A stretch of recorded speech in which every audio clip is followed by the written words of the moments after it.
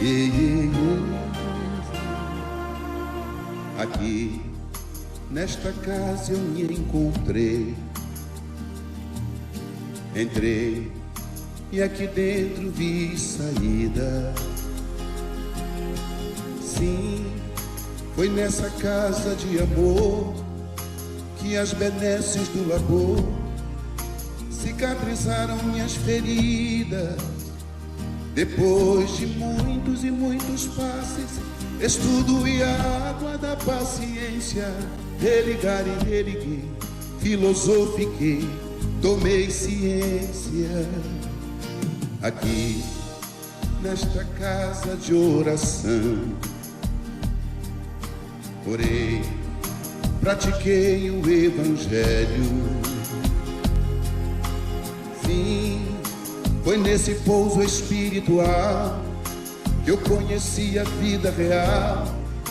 Rompi de vez com um homem velho.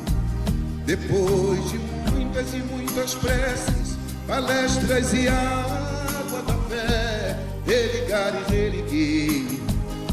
A casa, quando é santa, é posto de emergência, hospital de alma, dissipando dores, transcendentes traumas, frente de serviços que a todos levanta, pronto atendimento de Deus, oh Santa Casa Santa.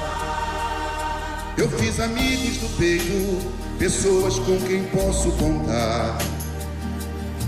Atendimento fraterno, culto do evangelho no lar. Sim, nessa oficina de Jesus, chorei cantando quanta luz, com as vibrações desse lugar. Depois de muitas e muitas quedas, me fortalecendo na fé, religar e religuei.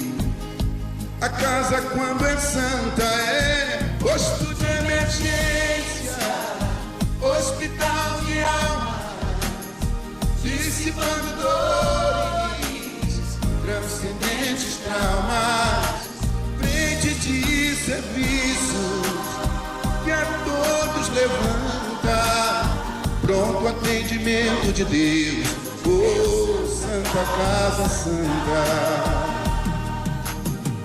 Por isso canto e dou graças a Deus, secando lágrimas nos olhos meus. Depois de muitas e muitas preces, palestras e água da fé, religar e religuei.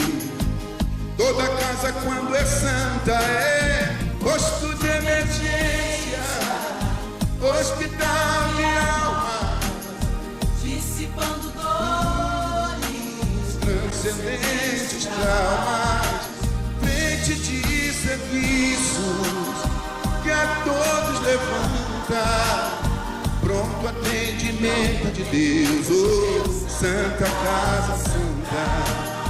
Posto de emergência, hospital de almas, dissipando dores, transcendentes traumas, frente de serviço que a todos levanta, pronto atendimento de Deus, Santa Casa Santa. Frente de serviços que a todos levanta, pronto atendimento de Deus, Santa Casa Santa.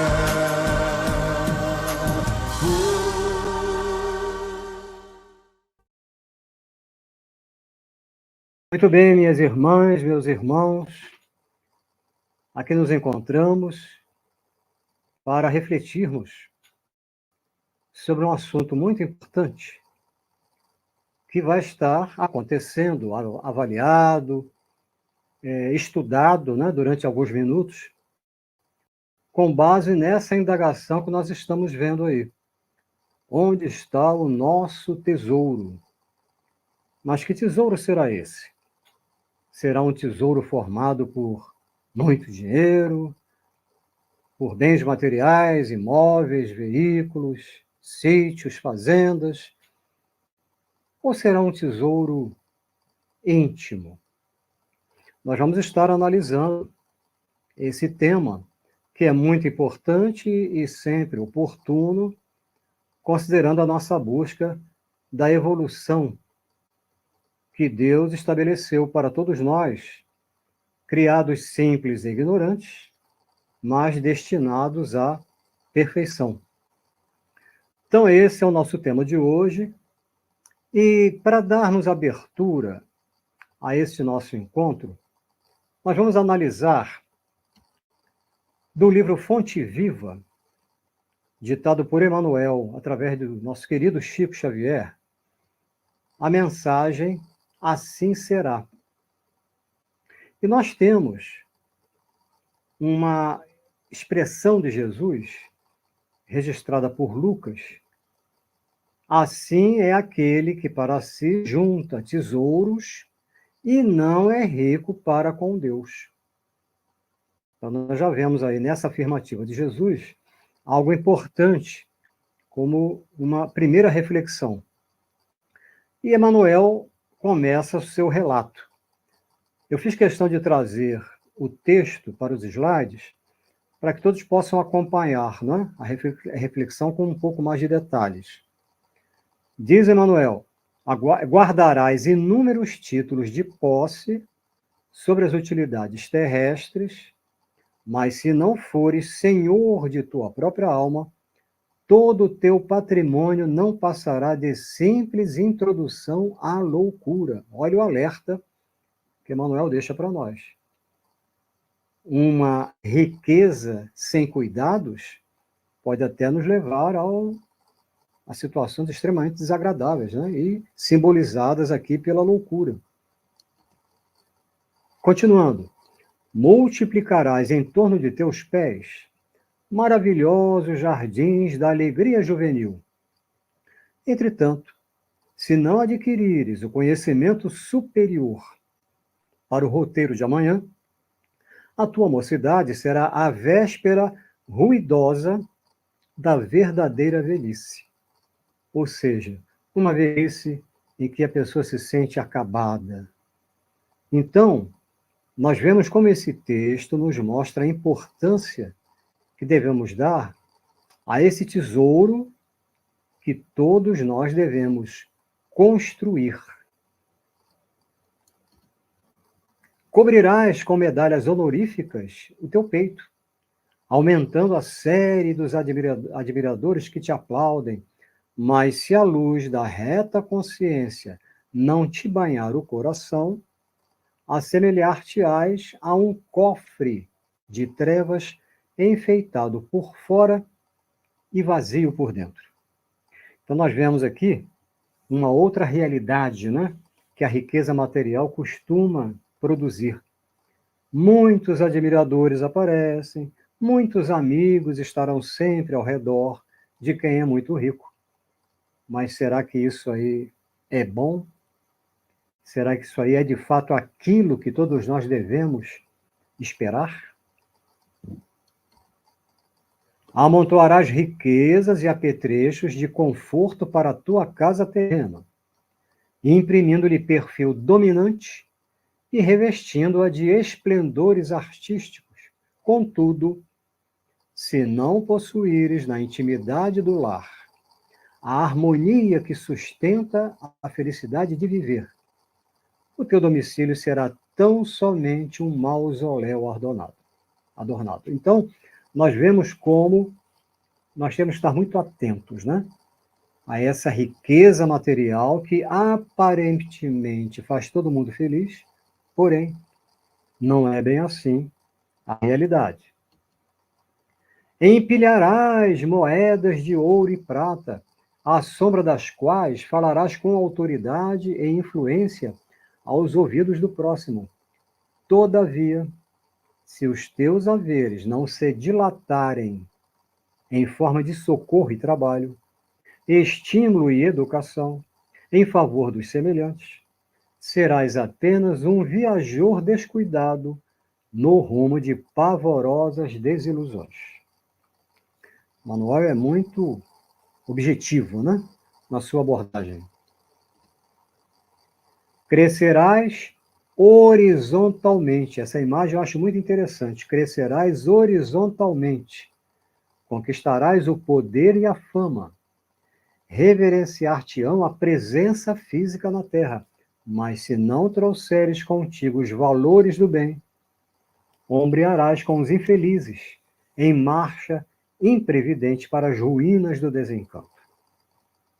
Assim será todo aquele que ajunta tesouros para si, sem ser rico para com Deus. Então, nós temos, nessa mensagem de abertura do nosso encontro, uma série de observações trazidas por Emmanuel através do nosso querido Chico, para que tenhamos todo cuidado com essa nossa busca da riqueza material. Muito bem. Nós temos agora uma prece inicial para nós estarmos realmente efetivando, né, a nossa conexão com a espiritualidade amiga. Vamos então nos colocar, né, em conexão com o nosso Mestre Jesus para a nossa oração inicial. Senhor Jesus, Mestre amorável, aqui nos encontramos para alguns momentos de reflexão, de aprendizagem, aproveitando ensinamentos extremamente importantes para o nosso aprimoramento moral. Agradecemos, Senhor, por tudo que temos recebido. Oportunidades de servir, de sermos úteis, oportunidades de aprendermos a atuar no campo do bem. Pedimos perdão, Mestre, pelas falhas que ainda cometemos.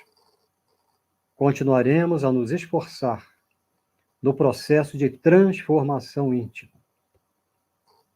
Que os bons espíritos continuem nos inspirando agora e sempre. E que assim seja.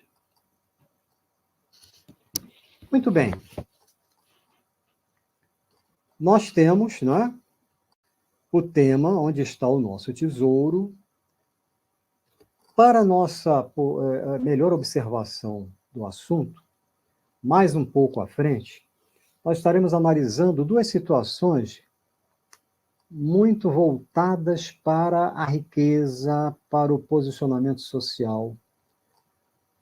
Nós estaremos analisando o caso do jovem rico, que procurou Jesus, que ouvia falar muito de Jesus, e procurou Jesus porque ele estava ansioso para atingir o reino dos céus. E aí nós temos, né, registrado o diálogo do jovem rico com Jesus, vamos analisar, é um diálogo muito interessante. E um pouco depois nós vamos analisar também a situação de uma rainha de França.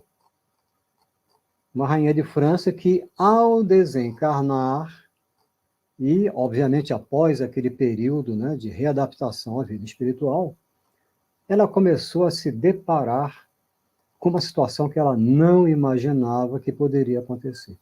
Então, são dois momentos de uma análise sobre casos relatados nos evangelhos. Riqueza financeira ou riqueza moral? Com que tipo de riqueza nós temos nos preocupado mais? Claro, nós temos várias necessidades de viver em condições necessárias, né, de manutenção própria, de manutenção da família, mas será que nós estamos nos preocupando em excesso sobre os recursos financeiros? Nós vamos analisar tudo isso. Não, onde está o nosso tesouro? Não ajunteis para vós tesouros na terra, onde a traça e o caruncho os corroem, e onde os ladrões arrombam e roubam. Isso é Jesus, no Evangelho de Mateus. Mas ajuntai para vós tesouros no céu, onde nem a traça, nem o caruncho corroem, e onde os ladrões não arrombam nem roubam. Pois onde está o teu tesouro, aí estará também teu coração. Essas palavras de Jesus já são suficientes para nós entendermos a importância desse tesouro moral que nós temos que construir. E que a doutrina espírita nos esclarece de uma forma maravilhosa. Eu sempre gosto de considerar esses 3 fatores que a doutrina espírita nos traz as verdades. A doutrina espírita informa, a doutrina espírita esclarece e a doutrina espírita consola. São 3 fatores iniciais, existem mais alguns, mas esses 3 fatores iniciais nos trazem uma série de informações que nós temos a obrigação de transformar em conhecimento e, por conseguinte, em atitudes. Continuando ainda com o nosso tema, eu trouxe aqui uma afirmativa de Dalai Lama. Quando morremos, nada pode ser levado conosco, com exceção das sementes lançadas por nosso trabalho e de nosso conhecimento espiritual. Então, mais um alerta para todos nós. O que me faz feliz? Essa é uma pergunta que a gente deveria sempre fazer, né? O que me faz feliz verdadeiramente? Olha só, costumamos associar felicidade a dinheiro e a posse de bens materiais. Será que é por aí? Nós vemos, né, casos vários que são noticiados de pessoas ricas e que não conseguem encontrar a felicidade.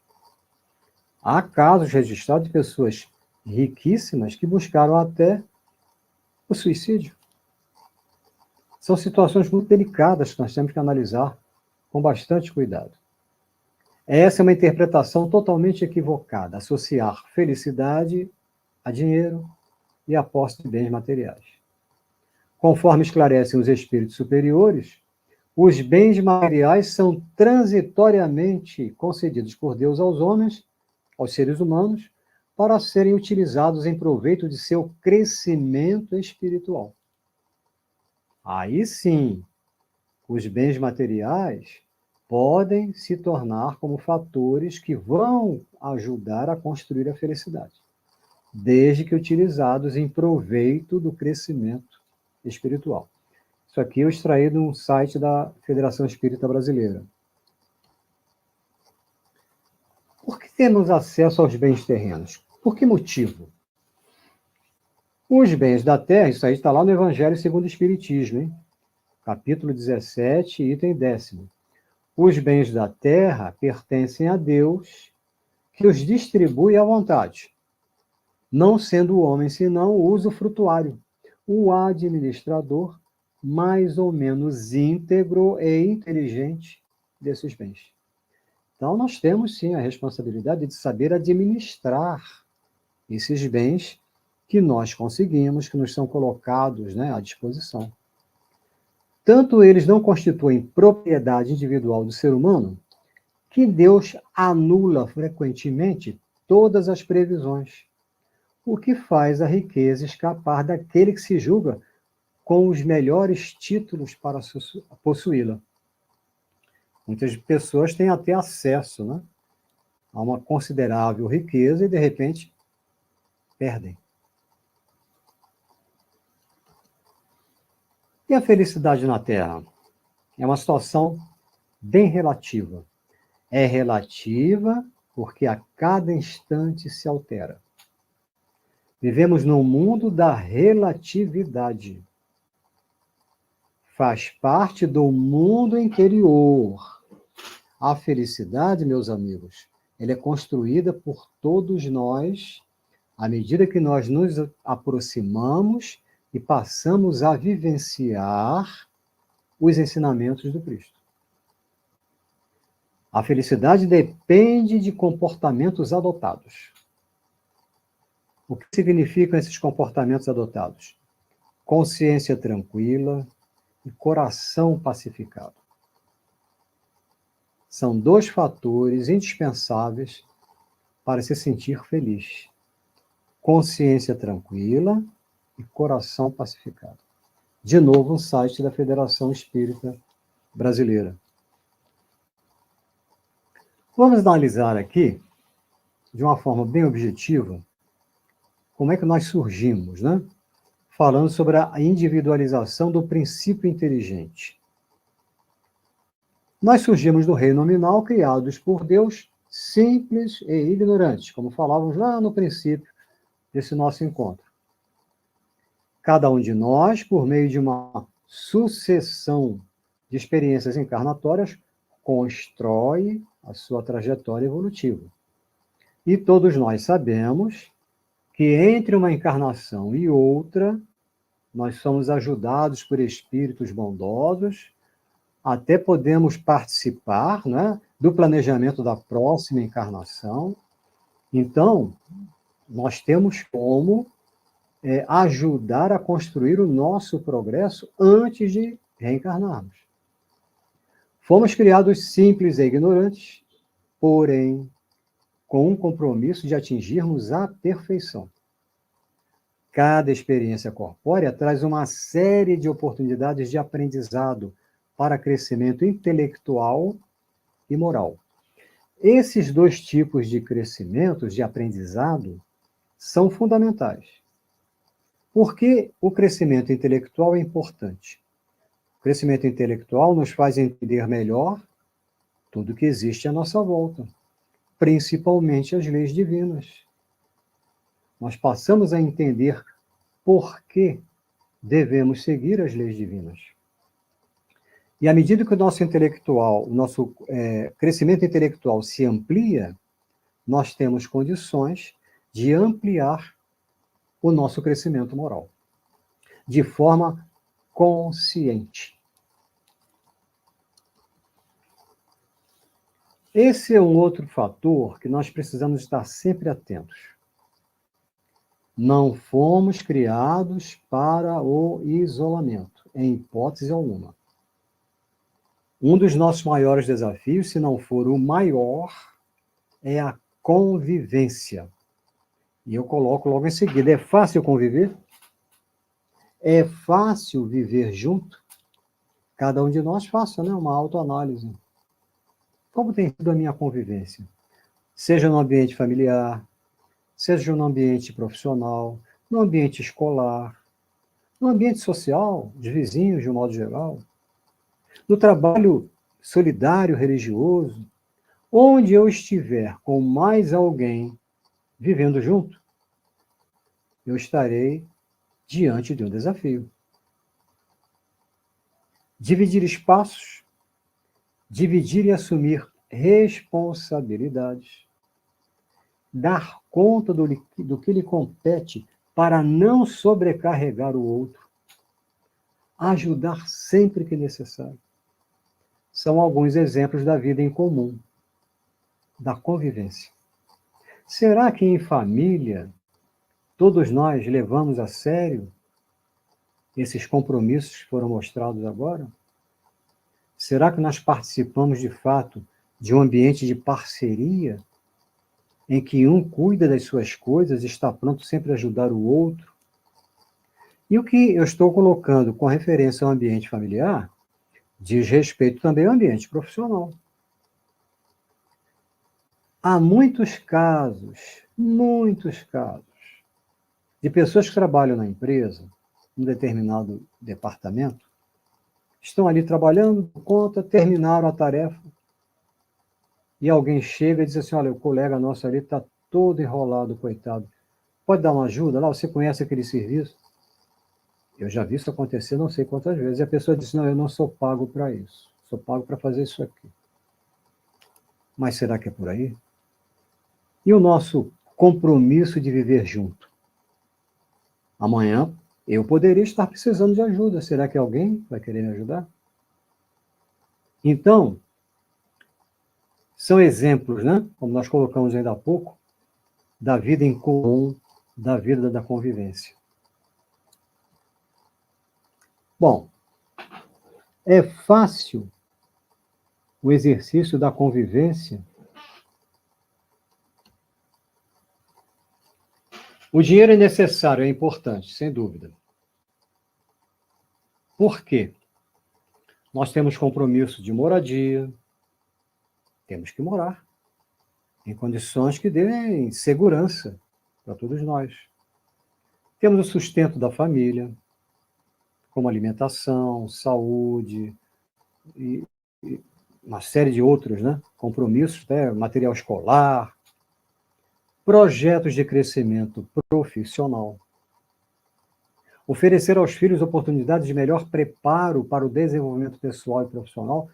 Os pais estão sempre voltados para isso, para que os filhos possam crescer, possam se tornar profissionais que venham a ter sua independência financeira com segurança, sendo úteis à sociedade, e ajudar a quem precisa de algum apoio financeiro. Nós estamos sempre às portas de poder e necessariamente ajudar alguém que precisa de apoio. Então, o dinheiro é necessário, sem dúvida, o dinheiro é importante, sem dúvida, desde que bem utilizado. Desde que utilizado para as nossas necessidades. Agora, a captação de recursos financeiros não pode substituir outras responsabilidades que nos cabem. É comum ouvirmos relatos de jovens e adultos que não têm saudade ou boas lembranças da infância e da juventude, porque seus pais, no afã da conquista das posses materiais, não passeavam com eles, não os acariciavam suficientemente, alegando falta de tempo. O site do Correio Espírita. E isso, infelizmente, é uma realidade. Nós temos vários e vários casos. A própria sociedade humana, ela veio mudando no correr dos anos, e hoje, o que é mais comum? O casal trabalha fora, cada um com a sua atuação profissional. Os filhos são deixados em escolas que são preparadas para isso, né, para receberem crianças para passar o dia inteiro. Ou contrata-se alguém para ficar em casa cuidando das crianças, levar para a escola, trazer de volta. E a presença dos pais. Então, é uma situação que merece uma análise. Precisam trabalhar? Ok, mas vamos ter que planejar essa nossa vida. Teremos que planejar e encontrar momentos para estarmos juntos dos filhos. Uma das coisas mais perigosas na educação dos filhos é a falta de diálogo com os pais. O filho ou a filha que não consegue ou não se sente até à vontade para conversar com o pai ou a mãe sobre qualquer assunto, isso tem que ser uma realidade. O filho, a filha, precisam se sentir tranquilos, seguros, para trazerem suas dúvidas, seus medos sobre qualquer assunto com seus pais. Se eles não têm essa oportunidade, vão conversar com a pessoa errada. E aí o perigo é incalculável. Eu conheço vários casos que trouxeram resultados dramáticos, trágicos, pela falta de diálogo entre filhos e pais. Temos que estar muito atentos a isso. Esse é um outro fator muito importante e divulgado pela nossa doutrina espírita. Eu trouxe lá do Livro dos Espíritos, questão 717. O importante é saber distinguir o necessário do supérfluo. Kardec pergunta: que se há de pensar dos que assambarcam os bens da terra para se proporcionarem o supérfluo, com prejuízo daqueles a quem falta o necessário? Muito clara a pergunta do codificador. E os espíritos são muito objetivos. Olvidam, ou seja, esquecem a lei de Deus e terão que responder pelas privações que houverem causado aos outros. Isso aqui já nos leva a uma lei divina, que daqui a pouco eu estarei também citando, mas já posso antecipar. Lei de causa e efeito.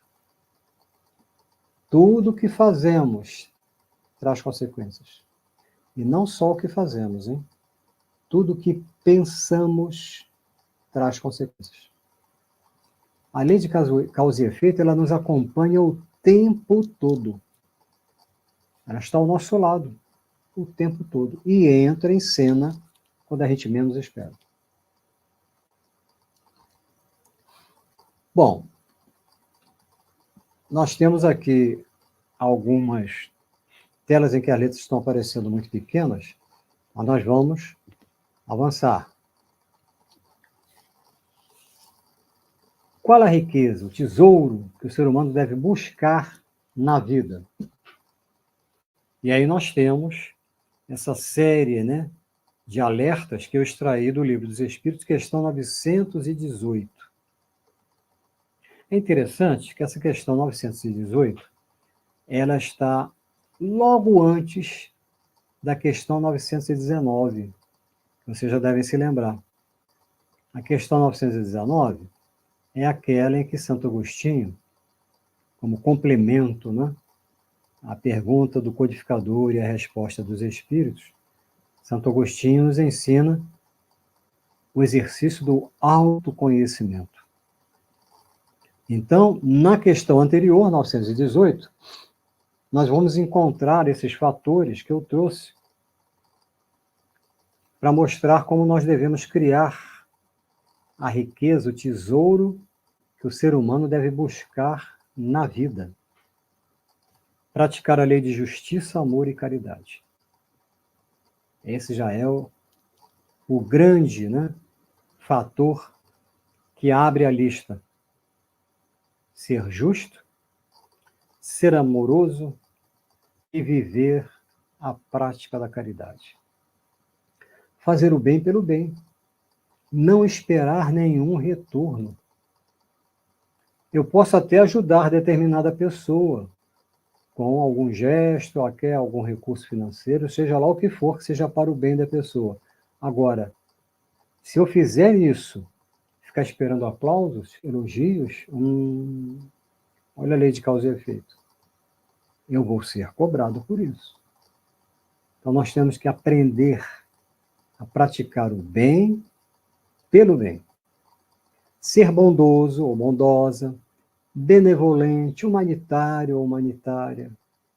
Estar pronto, né, a apoiar, a ser compreensivo. Considerar o poder e a riqueza como um depósito outorgado por Deus, de que lhe cumpre usar para o bem.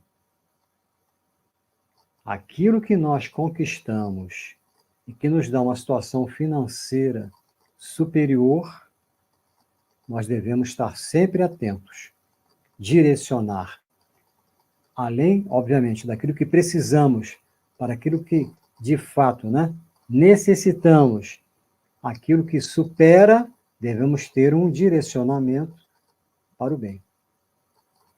E esse é um outro fator que vem a seguir, que nós também, né, ainda há pouco me referi a um ambiente na empresa em que o funcionário se recusa a ajudar um colega, nós ainda temos vários problemas das empresas com referência à liderança. Se a pessoa lidera outras pessoas, deve tratá-las com bondade e complacência, com compreensão, com respeito. Infelizmente, há pessoas que atingem um cargo de liderança e tratam os liderados de uma forma brusca, rude, sem qualquer respeito, com ameaças. Então, o cargo de liderança é um desafio que a pessoa recebe para exercê-lo com maior cuidado.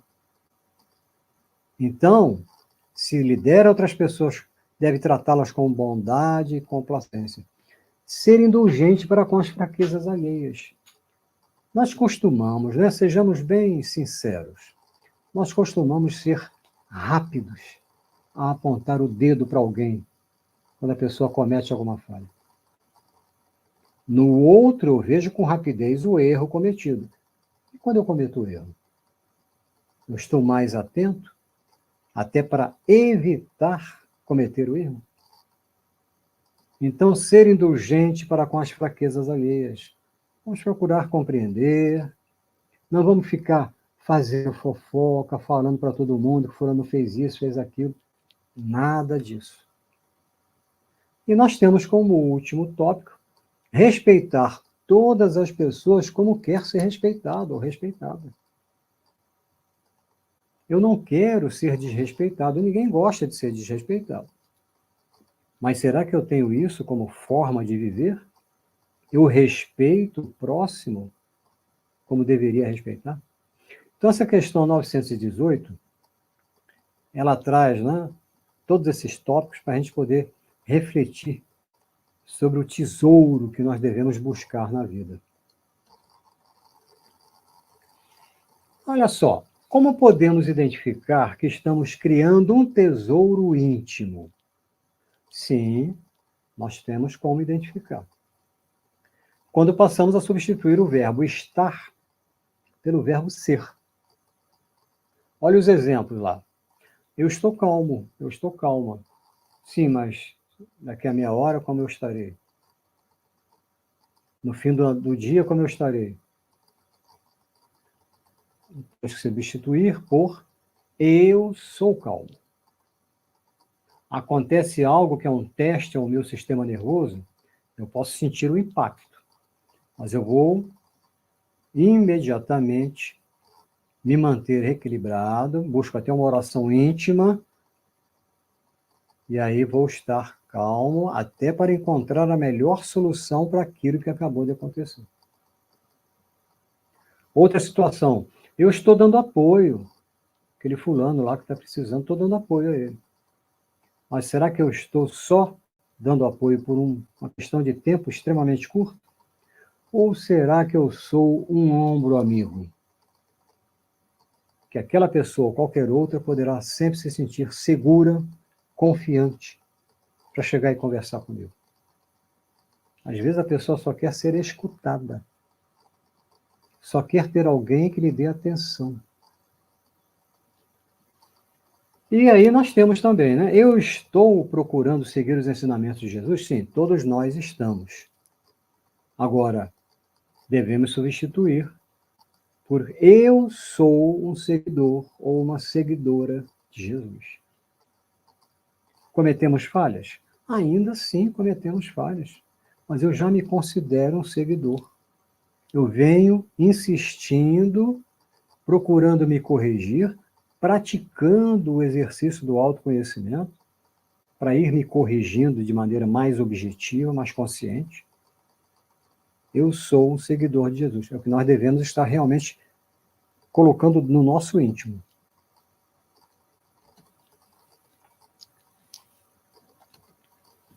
Aí nós vamos analisar o jovem rico e Jesus. Como nós vamos ver aqui nos tópicos que já estão aparecendo, o jovem rico habituara-se a dormir em seu leito de ébano e marfim, onde se permitia devaneios e dava vazão a muitos sonhos. Não é difícil, né, imaginar como seria a vida desse jovem extremamente rico, como ele deveria viver cercado de amigos, pessoas que estavam sempre interessadas em ficar perto dele. Tinha arcas abarrotadas de pedras raras, diamantes, rubis, safiras, pérolas sem conta. Era detentor de rebanhos de muitas vinhas. Em Betânia, possuía outro palácio onde costumava receber amigos para festas. E, devia estar cheio lá, hein? Era só anunciar que vários e vários amigos iam participar dessas festas. Agora, vejam só, nós falávamos lá no início, pessoas dotadas de muita riqueza nem sempre são felizes. Entretanto, embora parecesse nada lhe faltar, sentia sede de paz. Vazio estava o coração. Então, esse jovem vivia mergulhado numa riqueza incalculável, mas não se sentia feliz. Coração vazio. O seu íntimo estava vazio.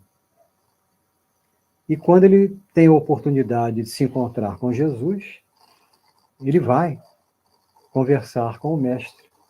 E a primeira frase é essa, né? Bom mestre, que bem devo praticar para alcançar a vida eterna? Nós vamos ver que Jesus, ao responder esse jovem, de início, faz uma correção. Vocês devem estar se lembrando. Para depois, então, responder a essa dúvida que ele trazia. Olha só, quando Jesus responde ao jovem rico, por que me chamas bom? Bom, somente o Pai o é. Então, nesse primeiro instante, Jesus, como sempre fez na sua vida pública, né, ele já deu um primeiro exemplo. Nada de ficar me afagando. Nada de massagear meu ego. Então, ele já sai daquele elogio, transferindo para Deus. E Jesus, então, logo após essa correção, dá a resposta ao jovem. Cumpre os mandamentos, isto é, não adulterarás, não matarás, não furtarás, não dirás falso testemunho, honrarás teu pai e tua mãe. Diante dessa resposta, o que o jovem fala para o mestre? Tudo isso tenho observado em minha mocidade. No entanto, sinto que não me basta. Surdas inquietações me atormentam. Falta-me algo. Então, aí é que nós vamos ver, né? Quando Jesus propõe isso ao jovem. Vende tudo quanto tens. Reparte-o entre os pobres. Vem e segue-me. Olha o que aconteceu. A proposta penetrou como um punhal afiado. E a resposta do jovem rico: não posso. Não posso agora. Perdoa-me. E afastou-se a passos largos. Então, nesse caso do jovem rico, nós vemos como a riqueza material, ela escraviza o ser humano. O jovem rico estava se sentindo vazio, não tinha encontrado a felicidade que ele realmente percebia que era a que interessava a ele. Mas quando Jesus coloca aquela situação, vende tudo quanto tens, reparte entre os pobres. Ali ele viu que não era o momento. O que também nos passa uma situação muito interessante, que é bom a gente rever. Jesus sabia o que se passava no íntimo daquele jovem. Eu já fiz até, não faz muito tempo, uma palestra em que eu analiso essa passagem do jovem rico, que acaba não aceitando, né, o que Jesus coloca para ele, e o caso de Zaqueu, que era um coletor de impostos.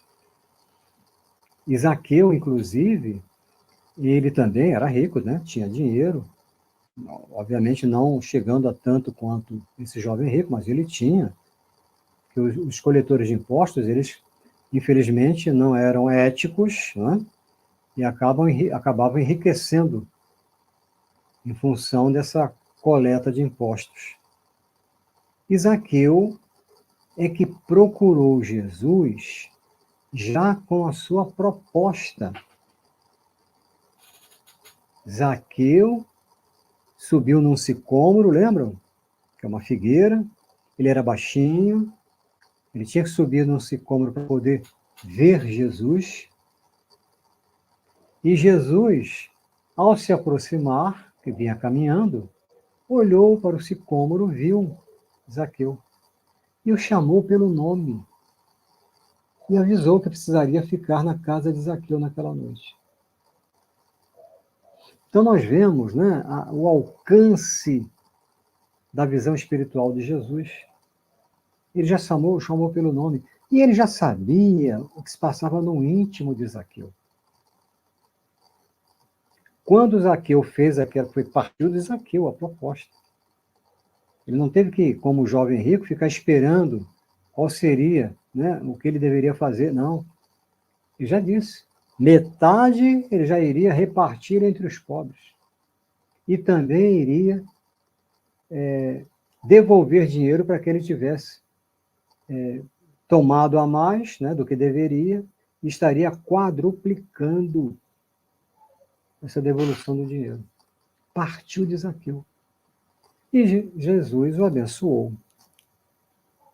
Então, nós vemos como a situação é diferente entre aquela pessoa que, de fato, decidiu se transformar, como foi Zaqueu, e o jovem rico que ainda era dominado pela riqueza.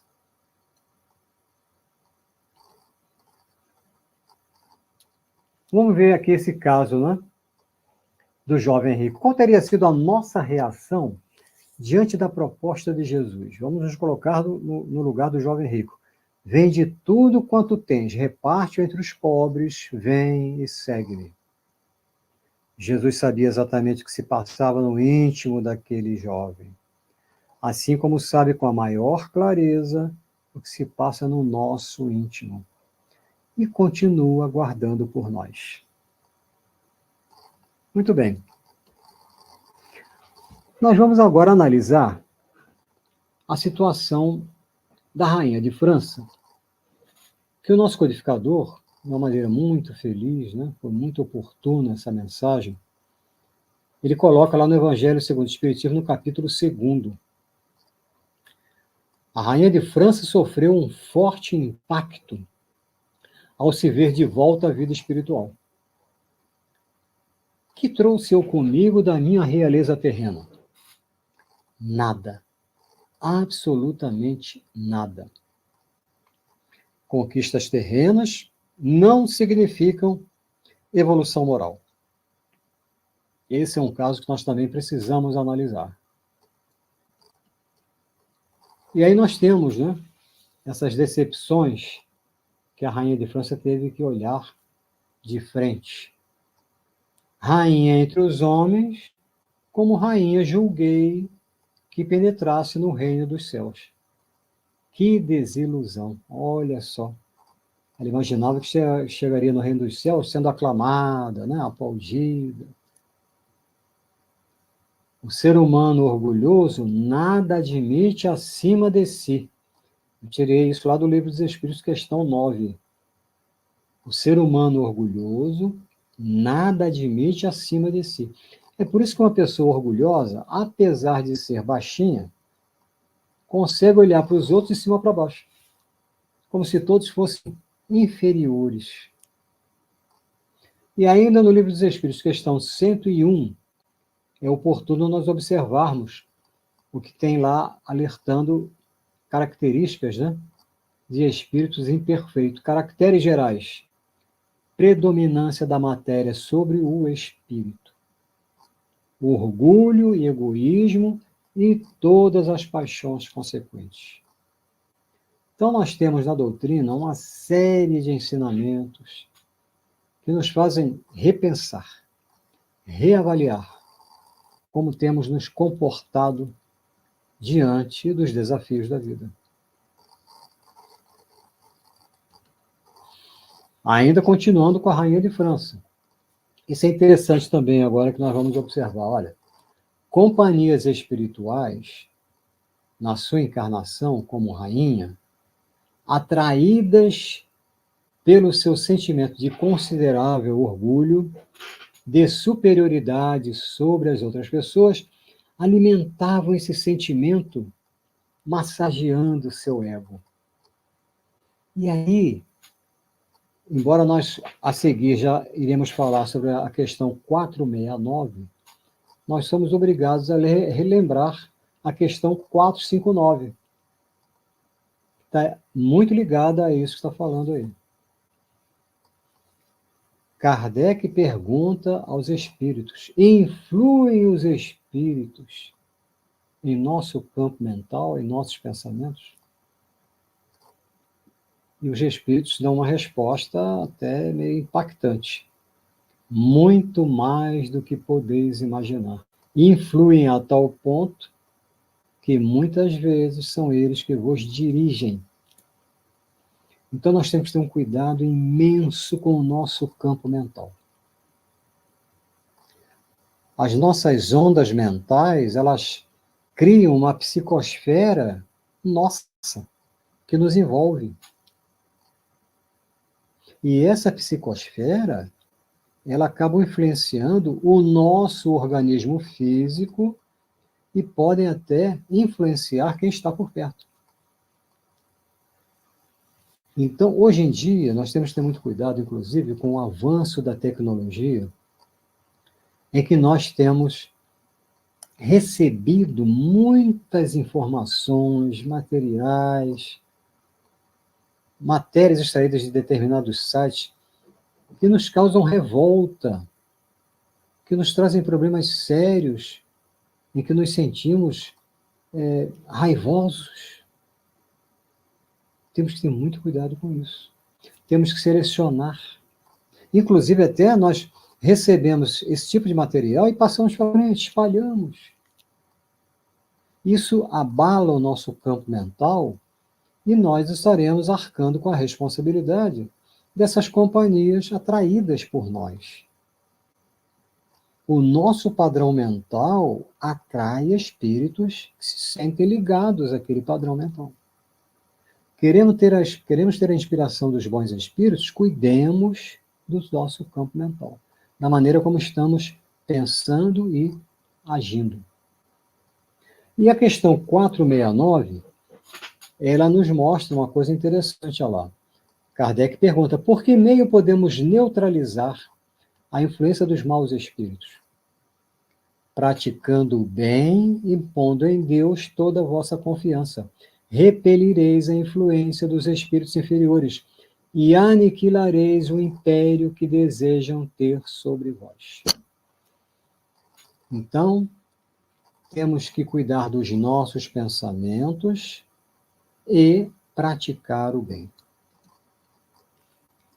Continuando ainda com a rainha de França, que humilhação, quando em vez de ser recebida aqui qual soberana, vi acima de mim, mas muito acima, homens que eu julgava insignificantes e aos quais desprezava por não terem sangue nobre. Livro dos Espíritos, questão 917. Em seus comentários, Kardec destaca que o egoísmo é que gera o orgulho, a ambição, a cupidez, ou seja, a cobiça, a inveja, o ódio, o ciúme. Tudo começa com o egoísmo. E o que uma pessoa egoísta pensa o tempo todo? Em primeiro lugar, eu. Em segundo lugar, eu também. Em terceiro, eu também. Tudo é para ela. E aí, continua a rainha de França: oh, como então compreendi a esterilidade das honras e grandezas que com tanta avidez, ou seja, com desejo ardente, se requestam, buscam obter na terra. Então, essa desilusão, esse conglomerado de desilusões da rainha de França é um alerta para todos nós. Para se granjear um lugar neste reino, ou seja, o reino dos céus, são necessárias a abnegação, a humildade, a caridade em toda a sua celeste prática, a benevolência para com todos. Correm os homens por alcançar os bens terrestres, como se os houvessem de guardar para sempre. Aqui, porém, todas as ilusões desaparecem. Então, nós temos aí, com esse relato da Rainha de França, uma realidade que não podemos ignorar. Os bens materiais vão ficar aqui. As posições sociais conquistadas aqui, no mundo material, vão ficar aqui. O que cada um de nós vai levar consigo? O tesouro íntimo. E onde está o nosso tesouro? A nossa vida futura é construída por nós mesmos. As nossas escolhas dão origem ao futuro imediato ou mais distante. Olha só esse segundo tópico, como tem ligação com a lei de causa e efeito. As nossas escolhas dão origem ao futuro imediato ou mais distante. E nós escolhemos o tempo todo. Nós escolhemos o tempo todo. Dispomos de uma fonte inesgotável de ensinamentos para a nossa transformação. A doutrina espírita e livros suplementares estão repletos de informações que nos ajudam a construir a nossa transformação. Precisamos, saber aproveitar essa fonte inesgotável de ensinamentos para construir o nosso tesouro. O nosso verdadeiro tesouro é formado pelas virtudes construídas em nosso íntimo. Onde está o nosso tesouro? No nosso íntimo. E que tesouro será esse? O tesouro formado pelas nossas virtudes. Virtudes que estarão sempre representando o nosso trabalho, a nossa realização no campo do bem. Nos diferentes ambientes onde nós estivermos. Família, ambiente profissional, ambiente social, ambiente solidário religioso. Onde nós estivermos, nós temos a obrigação de distribuir o bem.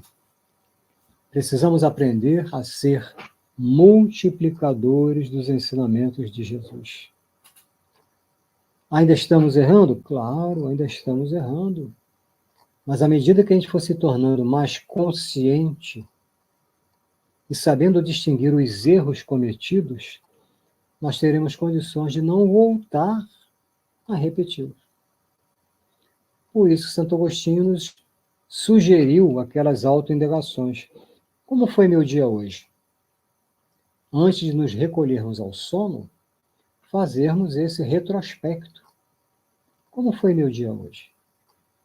O que eu fiz de bom? Porque a gente sempre faz alguma coisa boa, claro. O que eu fiz de maneira incompleta? O que eu deveria ter feito e não fiz? Deixei alguém sem dar a devida atenção? E aí procurar corrigir, se for impossível ainda naquela noite, no dia seguinte, o que eu deixei pendente, o que eu fiz de errado. E esse é o caminho para a nossa mudança interior, para a nossa transformação íntima. E é assim que nós estaremos construindo esse tesouro que vai nos acompanhar. Queremos agradecer a atenção de todos. Nós vamos estar realizando agora a nossa prece de encerramento, que possamos levar conosco essas reflexões, aproveitando depois até para ir, nos livros citados, nos trechos citados, sites que foram apresentados, para verificar, observar melhor, ter acesso a mais informações a respeito. Estudar sempre. Aprender sempre. Vamos então fazer a nossa oração de encerramento. Jesus amigo, queremos mais uma vez agradecer por esses momentos, analisando ensinamentos tão valiosos para o nosso processo de aperfeiçoamento moral. Sabemos que tu nos acompanha e ampara através dos espíritos benfeitores que se dedicam à prática do bem. Que saibamos, Mestre, transformar os ensinamentos de hoje em atitudes, em uma forma de viver cada vez mais próximos dos teus ensinamentos. Obrigado, Jesus. Que a tua paz nos envolva agora e sempre. Que assim seja.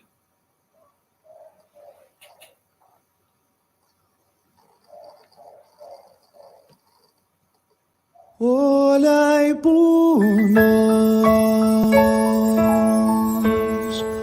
olhai por nós, Deus. Mesmo sendo um tanto imperfeitos, olhai por nós, olhai por nós, olhai por nós. Mesmo sendo um tanto imperfeitos, olhai por nós. Mesmo escorregando, não cansamos de tentar.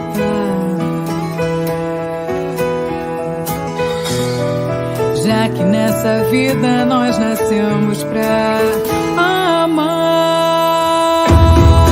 Como a luz que irradia fé, amor e união, vou procurar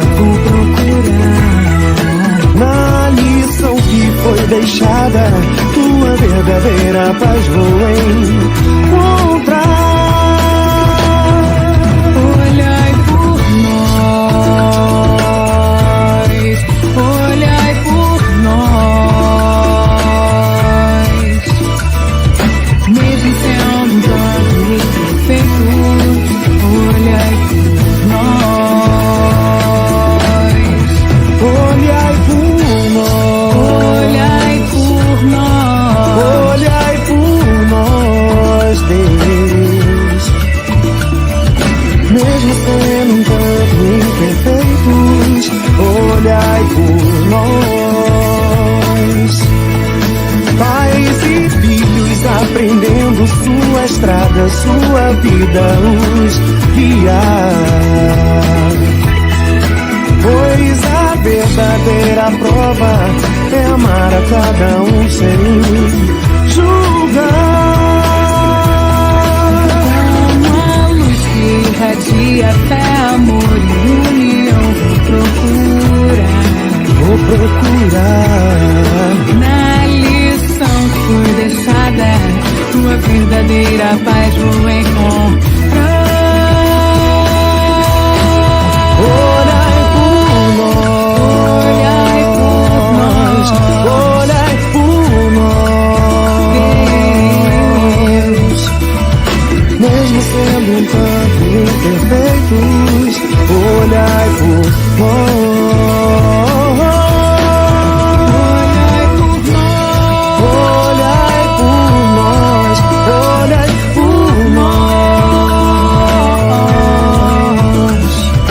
Mesmo sendo um tanto imperfeitos,